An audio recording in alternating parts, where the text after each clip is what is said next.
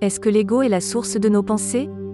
Ou est-ce que nos pensées sont générées ailleurs et sont utilisées par l'ego?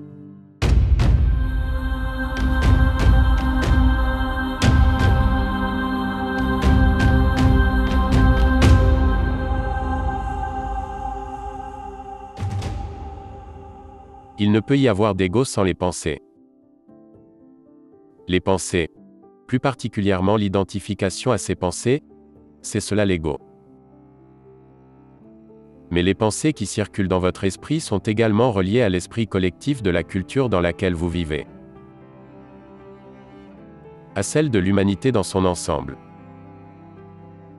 Ce ne sont donc pas vos pensées en tant que telles, mais pour la plupart, elles vous viennent de l'esprit collectif. Donc, vous vous identifiez à la pensée, et cette identification à la pensée devient l'ego. Ça signifie que vous croyez à chaque pensée qui surgit, et que vous déterminez le sens de qui vous êtes, à partir de ce que votre esprit vous raconte. Les opinions, les points de vue. Certaines personnes se parlent à elles-mêmes. Oh, tu es tellement doué. Pourquoi le monde ne reconnaît-il pas ton talent? L'esprit peut aussi dire, tu n'es pas bon. C'est la même chose. Tu n'es qu'un bon à rien, tu échoues dans tout ce que tu fais, n'est-ce pas? Là encore, vous croyez à ce qu'il vous dit. Après ça, vous avez une mauvaise image de vous-même. Pourquoi? Parce que vous croyez à vos pensées. Pourquoi pensez-vous de telles choses? Vous les avez probablement entendues quelque part, peut-être pendant votre enfance. Peut-être que votre mère était tellement stressée qu'elle vous a dit que vous n'étiez pas doué. Vous avez donc entendu certaines choses et elles restent bloquées dans votre tête.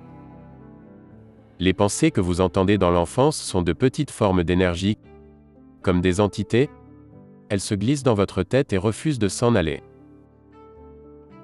Et plus vous y croyez, plus elles s'installent profondément dans votre esprit. Certaines personnes se retrouvent coincées avec des entités vraiment hostiles.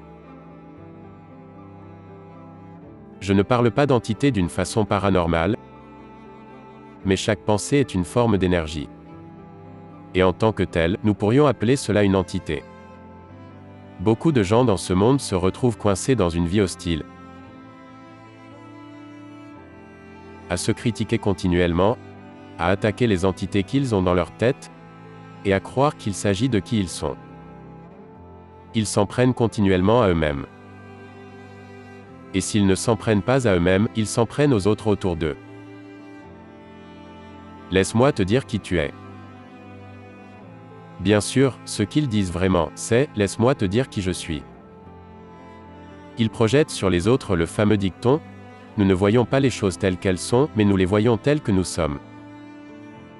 Ça signifie que si vous observez la réalité à travers l'écran de vos pensées et de vos jugements conditionnés par le passé, vous vivez dans un présent terrifiant.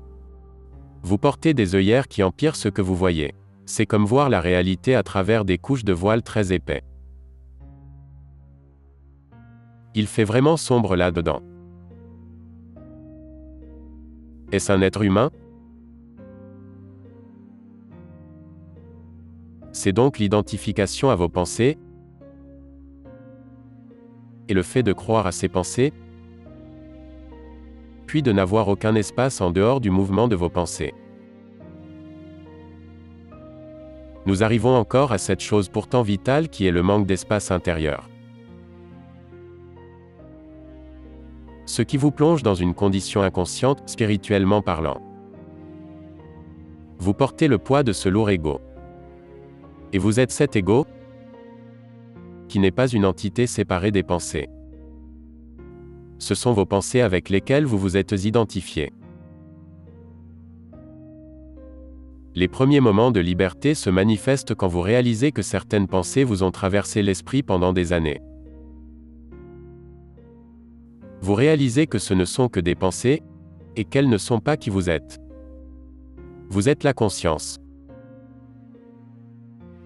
Pour ma part, quand je suis devenu conscient que j'avais une pensée, dans mon enfance, l'une des nombreuses pensées négatives que j'avais était « Il ne m'arrive que des mauvaises choses ». Il ne m'arrive que des mauvaises choses. C'était du genre, je voyais les gens autour de moi avec toutes ces belles choses, et pourtant il ne m'arrivait que des mauvaises choses. Quand vous avez une pensée de ce genre, votre perception devient sélective. Vous remarquez plus de cela. Dans la vie de tous les jours, tout ne se déroule pas parfaitement. Vous loupez votre bus. Vous êtes coincé dans un embouteillage, ou vous perdez de l'argent. Des choses banales. Mais si vous avez des pensées du genre « il ne m'arrive que des mauvaises choses », vous prêterez plus attention à ces choses, et elles vous confirmeront que ce que vous pensez est juste. C'est une perception sélective de la réalité perçue à travers l'écran de la pensée. La réalité ne vous confirmera pas seulement vos pensées, mais chacune de vos pensées attirera de mauvaises choses à vous. Des choses négatives. Si vous pensez que les gens sont méchants en général, que c'est une croyance profondément ancrée en vous, que vous ne réalisez pas qu'il s'agit juste d'une pensée dans votre tête, et que vous y croyez, vous poserez votre regard sur des choses spécifiques, telles que des comportements immoraux ou méchants chez les autres. Vous direz, et voilà, je le savais. Non seulement cela, mais vous augmenterez vos chances de rencontrer quelqu'un qui adopte ce genre de comportement. Car vous l'attirez à vous.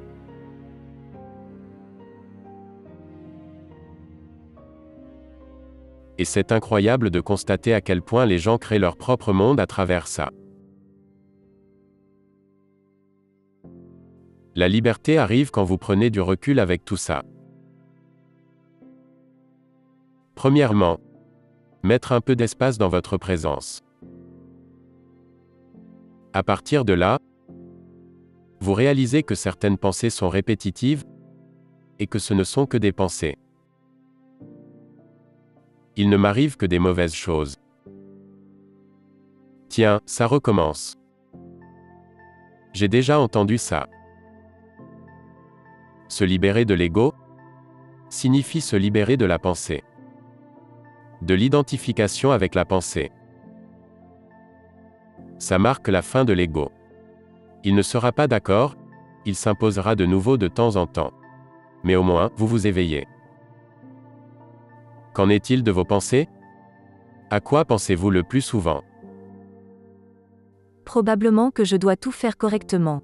Je pense très fort à « débrouille-toi et fais les choses correctement ». J'obéis à cela.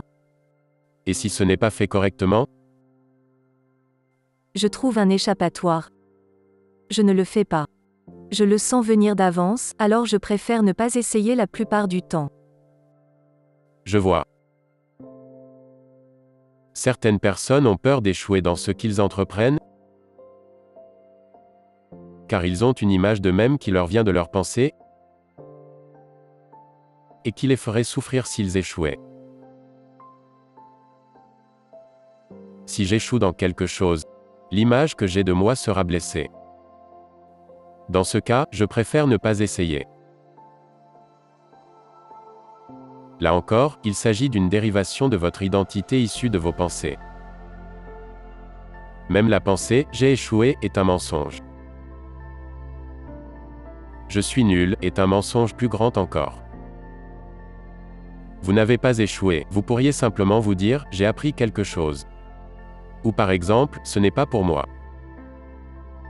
Alors pourquoi croire aux mensonges provenant de votre esprit? Comme vous le savez, nombreux sont ceux qui vivent avec un esprit vraiment hostile.